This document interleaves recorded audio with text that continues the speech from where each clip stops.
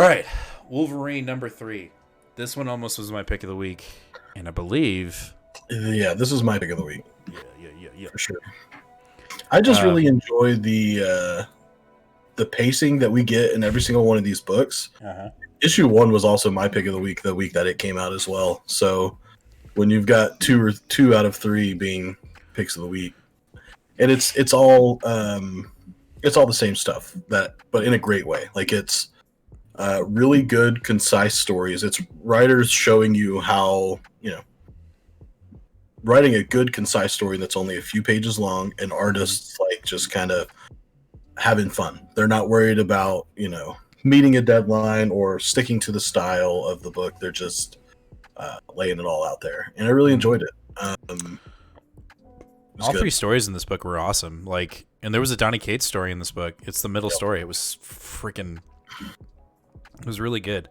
The first story is in Japan, and it's Wolverine fighting Silver Samurai over his adopted daughter. Yes.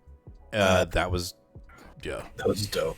Yeah, so he basically has to battle him and I can't remember his wife's name, but Mariku or something similar to that, have to fight 32 different soldiers, 32 different warriors. And the samurai says if you defeat all 32 of them, then you can have your daughter back. And so he fights a plethora of ninjas and ronin and samurai, monks, and he eventually fights Silver Samurai, defeats him as well, but then he realizes that was only 31 warriors, that wasn't 32. I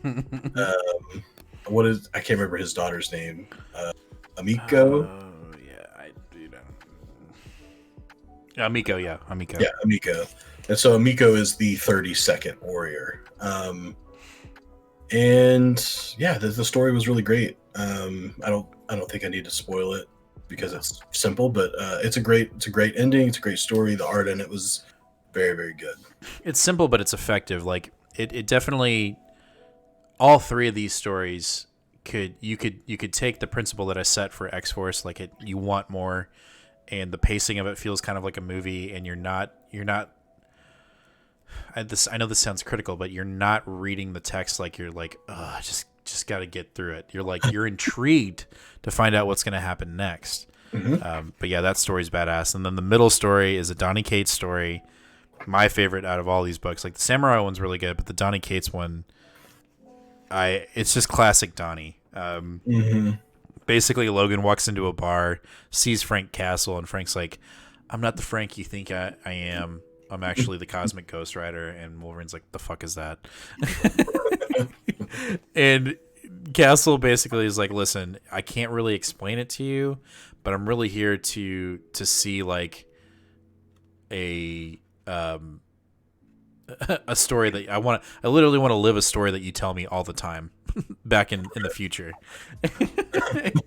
And so he's basically, Logan told him about a story about a bar fight that he got into, and when the bar fight actually happens in this book, he's like, wait, it didn't work out that way. And so then he's like, did I fuck this up? I fucked this up. Yeah, so he ends up having to intervene in the fight. And again, you're right, I don't want to spoil it. If you're on the fence about picking up this miniseries, definitely do it. Like Nate said, each story, the writer, it's no bullshit. They get to flex their muscles in the story, and it's like, oh, this is how this writer would do Wolverine. And 9 times out of 10, you're like, yeah, I'd read that book. I would totally pick up that series if they did it. And Donny Cates is no exception, and neither are the other authors or other writers in this book. I mean, the third story is Wolverine and Magic going to Mars because it's being colonized by rogue AIM agents. And in that book, we get classic Logan, like using not just his powers, but just like his just natural abilities of defending himself. And it's got humor, it's got action, it's got everything. And I think this series is really Marvel. I know that this is kind of a copy idea from DC. Like Marvel decided to essentially, they did this on top of, because DC was doing Batman Black and White, and so they're like, all right, we'll do Wolverine Black, White, and Blood. I think it was a great copycat idea. Every time I get this book, I'm like, I'm looking forward to it, and it's super fun. So I think we have just one more, right? Is it one more, or are there two?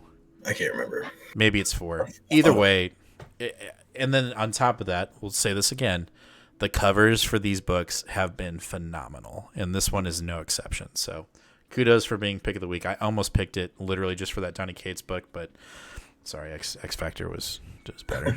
Sorry. This is definitely something I'll pick up in a trade format once it's done, because it's something that I feel like I could pick off the shelf like a dozen times, because I just want to look at that one story, 4 or 5 pages. I mean, I posted a random panel. Like I try to do that where we do a random panel from our week's pulls, and I pulled it from this book. It was the Wolverine fighting. I think it was them fighting the monks. Okay. But dude, I mean, it's just you're right. It's a great book, and then I think also the Donny Cates story, the Cosmic Ghost Rider story, will be in the Cosmic Ghost Rider Omnibus. I read that somewhere, so even a story in this is going to be in Donny Cates' book. But it kudos again to stories you can read without worrying about continuity. Exactly, Ron. Like. Yes. It's just fun. You don't need to necessarily, I mean, you can walk into this book knowing a lot about Wolverine, or you can't, and it's enjoyable either way. And I think that's the perfect thing for comics right now.